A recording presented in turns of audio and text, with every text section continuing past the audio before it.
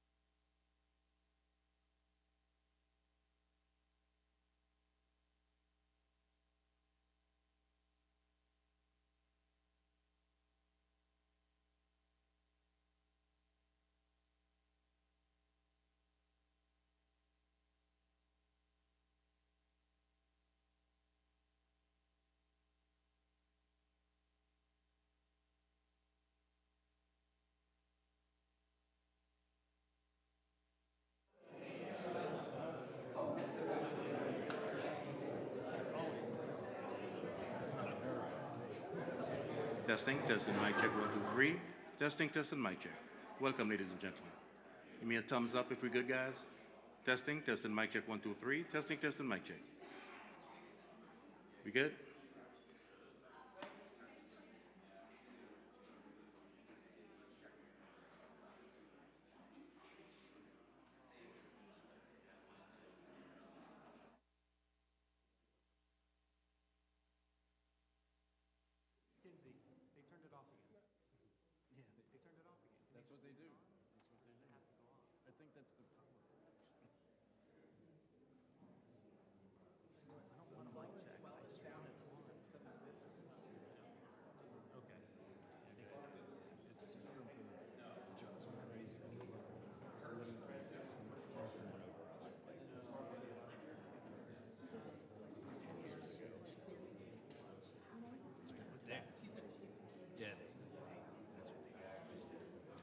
It's just positive.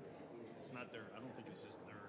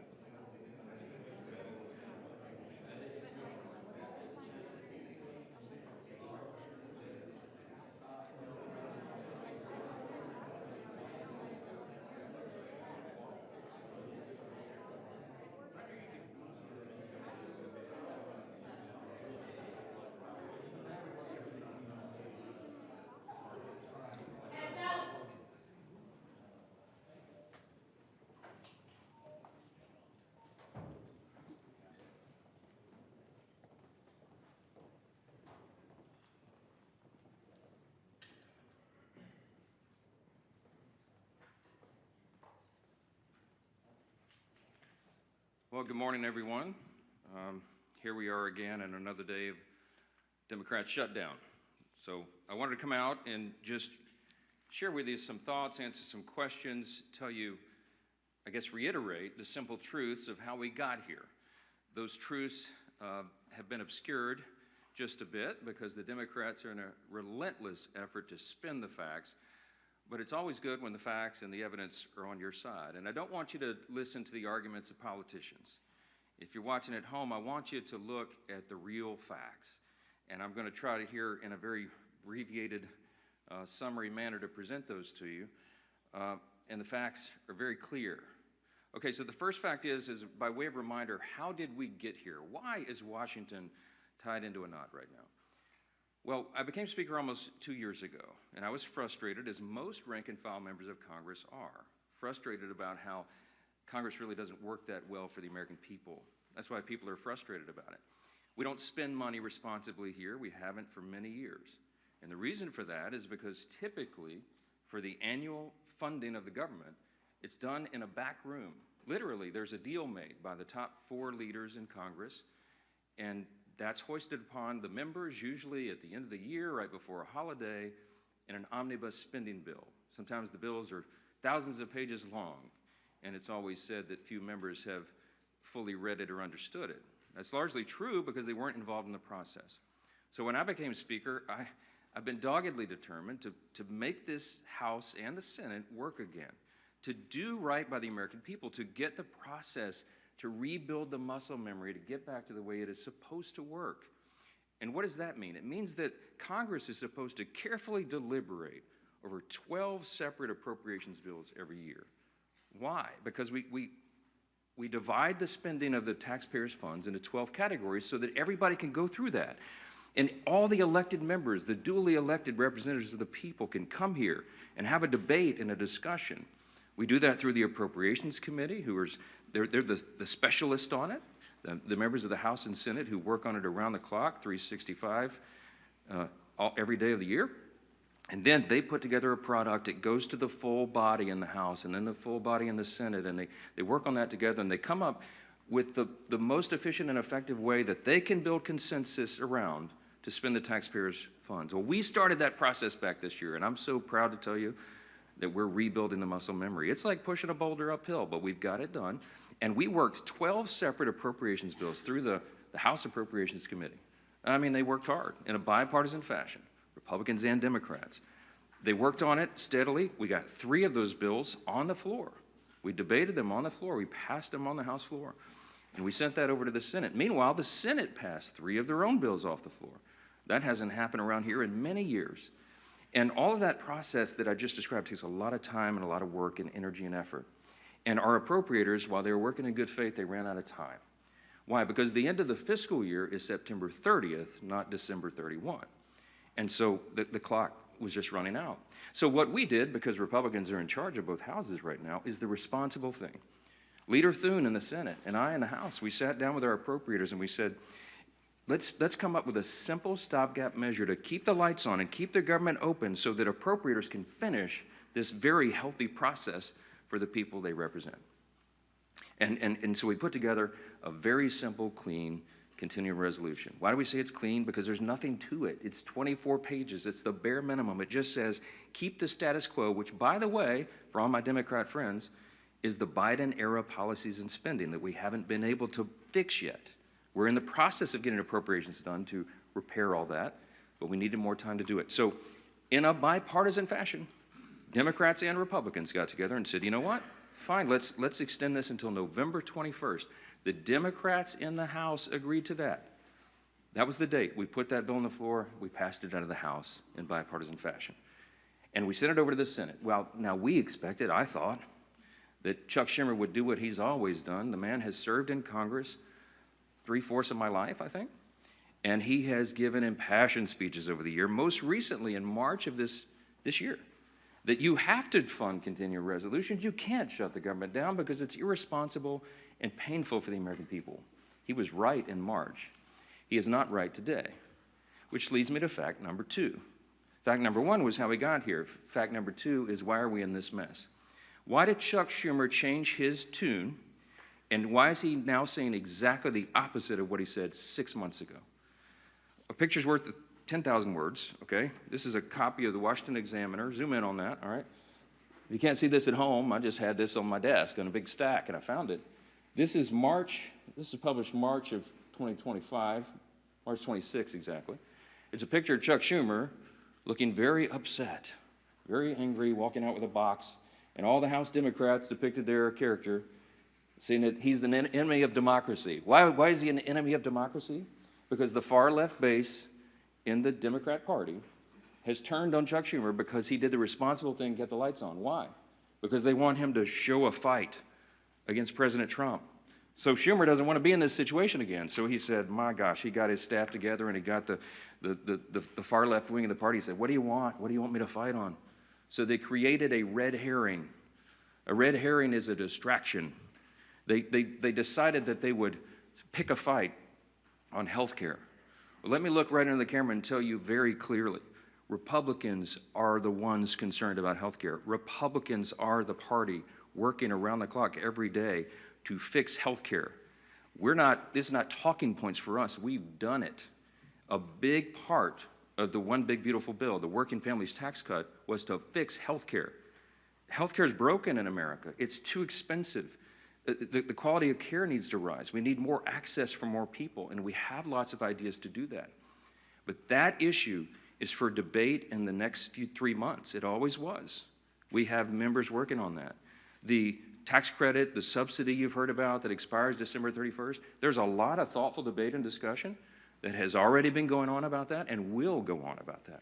But that's a December 31 issue. So Chuck Schumer is scrambling. He has to have an issue. None of their policies are very popular, so they decided to lob onto health care. And he decided to claim to all of you that that is the issue with government funding. It is not. Those are two totally separate things. The clean continuing resolution would simply keep the lights on so that the members in the House and Senate can have those debates on health care. We were always planning, and we have lots of ideas on the table on how to fix it, but we don't yet have consensus on it because it's very complicated.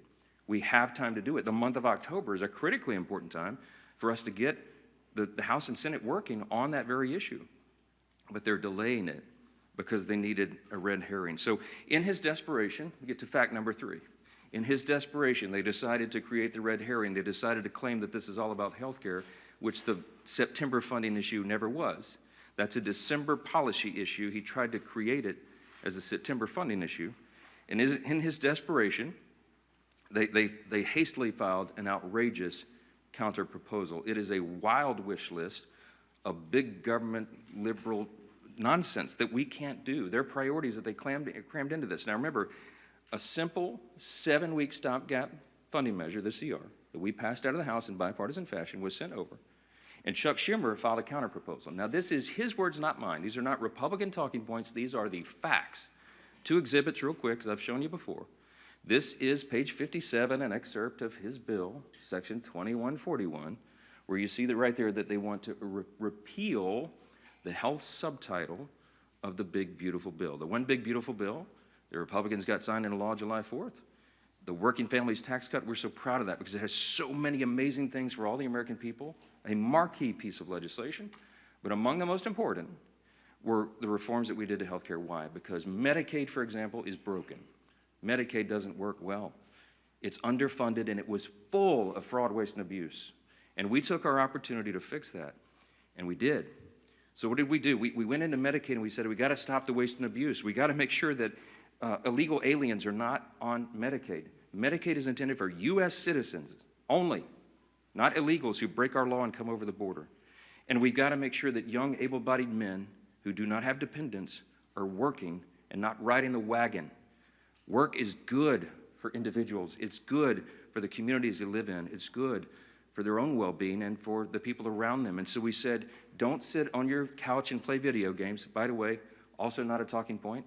There was an AEI study, I think one of the organizations that polled this, and most of these young men who are not working are sitting around literally playing video games. Get back to work.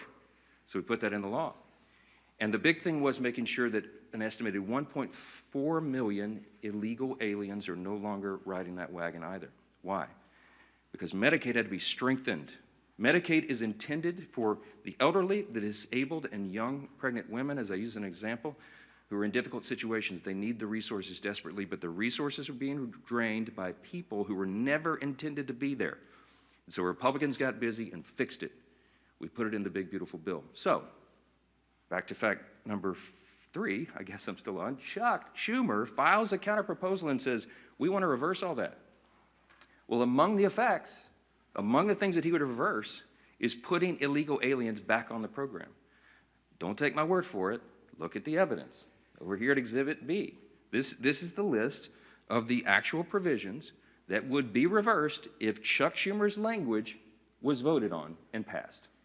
Among those, it would end, see, these are the provisions, the Working Families Tax Cut Act, these are the provisions of our bill that did each of these things. We ended Medicaid funding for most non-citizens. They would reverse that, and it would cost American taxpayers, hardworking Americans, an estimated $6.2 billion. And you see, you just go down the list. The California loophole, you know what they did in California? Gavin Newsom and the team out in California? They expanded Medicaid to cover all able-bodied illegal alien adults. These men who could be working or whatever, I mean, they're not even citizens, never intended by Congress. They put that on the tab of the taxpayer. And so we reversed it. Chuck Schumer would repeal that. He would repeal those repairs, and this is what it would cost you. Do the math. I won't go through each line, but it's on the website, speaker.gov. You can pull this up. It amounts to $192 billion, $192.8 billion. So almost $200 billion that Chuck Schumer wants to put back in. Also, by the way, while he's repealing our health subtitle, he would also repeal the $50 billion that Republicans put into the bill to support our rural hospitals around the country. Why would Chuck Schumer do that? Because he's desperate for political cover. Let me keep going on this. By the way, these are enhanced COVID-era spending under Joe Biden for all this healthcare stuff. It was stolen, fraud, waste, and abuse, rife throughout the programs, and we fixed it, and they want to reverse that. By the way, this has always been what the Democrats wanted to do. You all remember, I know, the 2020 presidential election. We've all seen the video over the last week or so, where they asked every single candidate for the Democrat nomination on the stage running for president, is it your intention to give health care to illegal aliens who come into the country? Every single one of them raised their hands, including Joe Biden and Kamala Harris, and that explains a lot of this. All right, that's the facts. And I went on all the shows. I've been on all the programs, as many as I can, to just lay this out. And on some of these programs have been followed by Chuck Schumer or Hakeem Jeffries back and forth. Not one time have they been able to refute what they themselves put in writing. I hope that you will ask them about this. I hope that you will ask them, if it is indeed not your intention, why did you say that? Why did you do that? This is a key part of what they put into their counterproposal, which, by the way, amounts to $1.5 trillion in new spending that they want to strap onto a 7-week, simple, 24-page stopgap measure to keep the lights on so we can do our work. Fact number 5, don't ask me, because here's the answer. Why aren't you negotiating? There's nothing for us to negotiate. The House has done its job. The House Republicans right now are working hard in their districts all around the country. They're meeting their constituents' needs. They're going and explaining and providing the answers, and they're trying to help them navigate through this madness. Some of our Republican colleagues, we had a big conference call on Saturday. Many of them are working throughout. They're making trips to all their rural hospitals in their district to help them navigate and access this fund that Chuck Schumer is trying to take away. Republicans are on the job. We want to improve health care. We have ideas and plans to do that, to fix the COVID level madness and adjust Obamacare so that it works for more people, so you have higher access to care and the costs are reduced. And so they're doing that right now, but there's nothing for us to negotiate or to debate right now, because the House already did that. The House did its job. We passed our bill. We did the job to keep the government open, and now it's on the Senate Democrats. And that's the final fact, and I'll take your questions. Fact number 6, hold on, wait. It's just a tease. The ball, I have to finish my case. Here's my closing argument, okay? The ball is in the court of the Senate Democrats. There's only a handful of people in the country who can solve this problem. There's 47 Democrats. Well, 46 and one who caucuses as an independent, I think. I lose track. But there's about 47 of them that caucus together as Democrats, okay? Here's the problem, remembering from civics.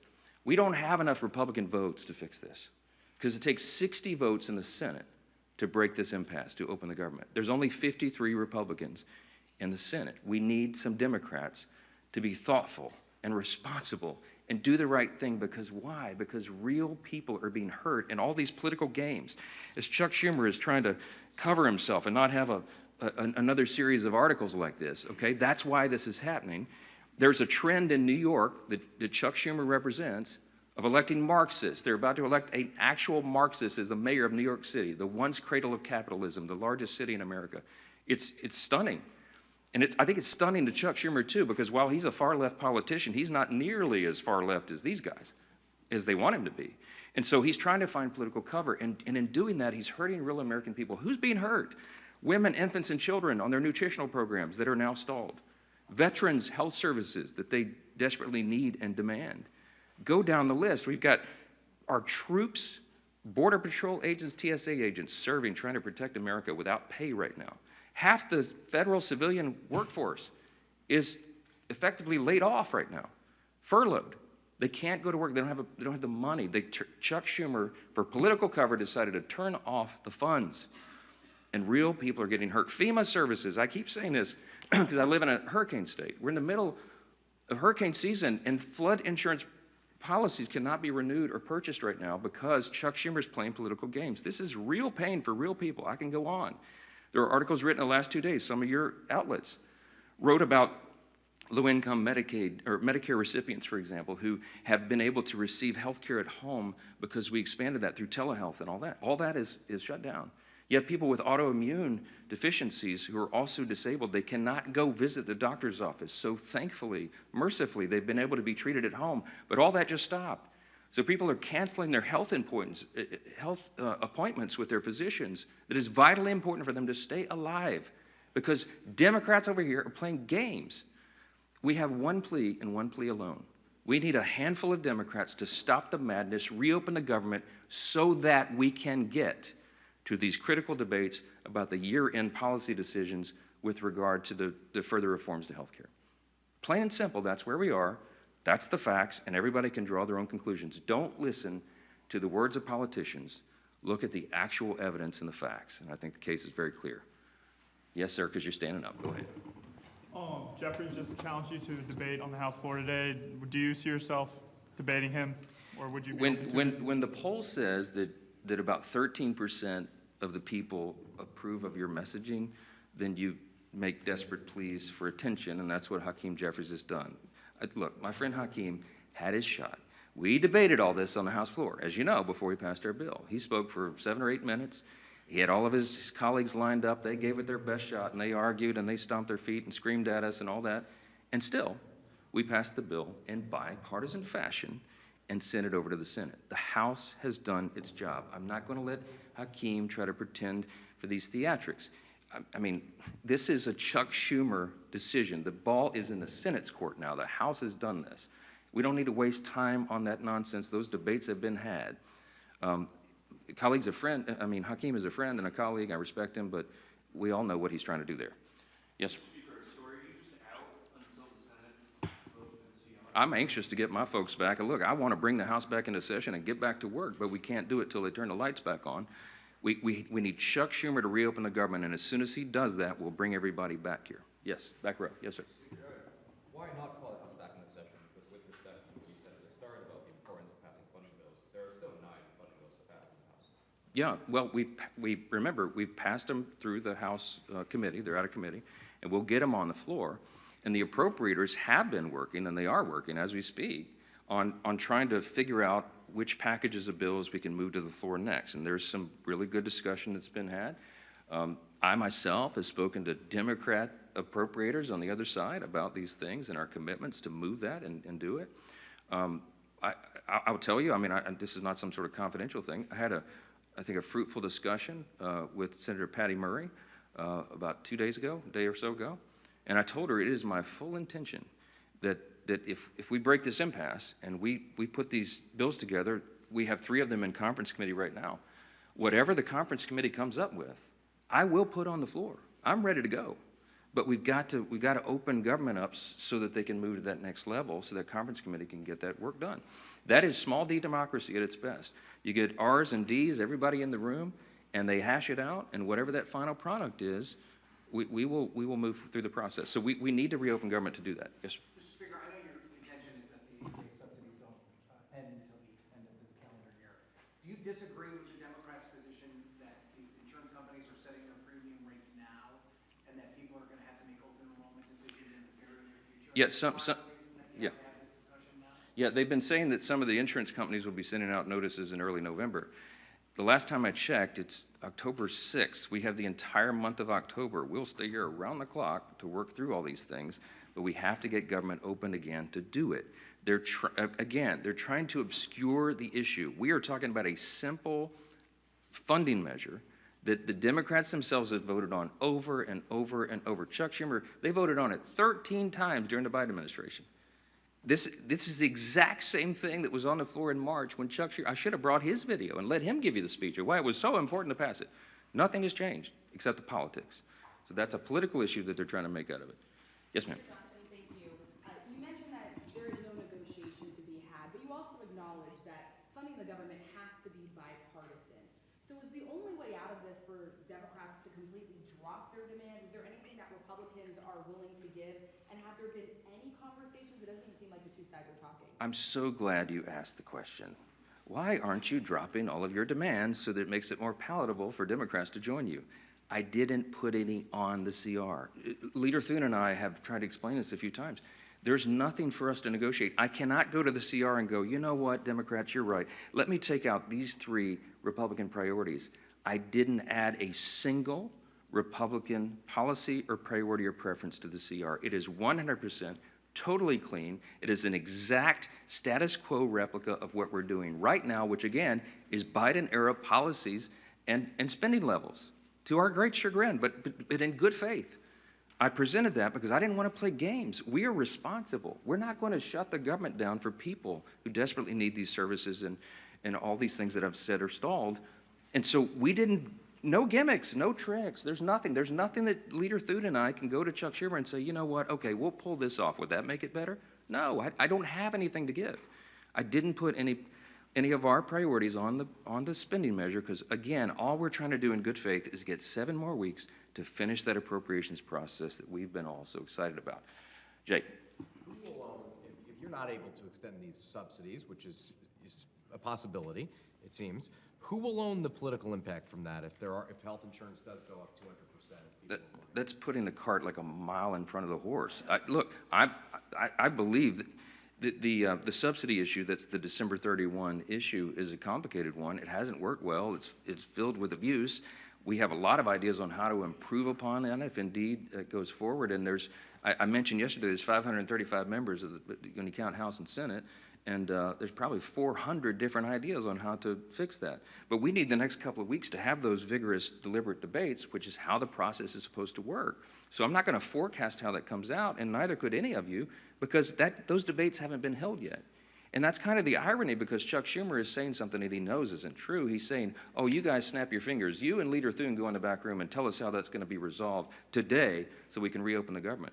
That's impossible for me to do. I have to have the input of all of our members so that they can figure that out. So that's part of the process. Last one. Yeah. Speaker, can you just talk a little bit about your reference to conversation you had with Senator Murray? Have you been personally lobbying any Senate Democrats to switch their votes in support of the CR? No, they haven't exactly been ringing my phone off the hook, okay? I'm open, always have been, for dialogue with anybody about that, but I think she wanted an assurance from me that what I'm saying is true and that we have every intention of moving the appropriations bills, and I said, yes, ma'am, of course it is. I say the same things privately that I say publicly. We are consistent, and that's why it's easy for me to stand up here and share the facts. When the simple truth is on your side, you have nothing to hide from. I'm just presenting this to the American people. This is the fourth time we've done that. I hate to drag you all out and go through all the details, but I've got to put on the case over and over because repetition apparently is the key to this. People are starting to recognize this is not a Republican shutdown. It is a Schumer Democrat shutdown. Again, why? Because they needed political cover. It's shameless. It is sad. Real people are hurting, and it needs to end. They'll have another opportunity this evening, and I sure pray, and I hope you all will, that a handful of additional common sense people on the Democrat side will change their votes, reopen the government, so we can get back to all these issues as we desperately want to do. Thank you all so much for being here.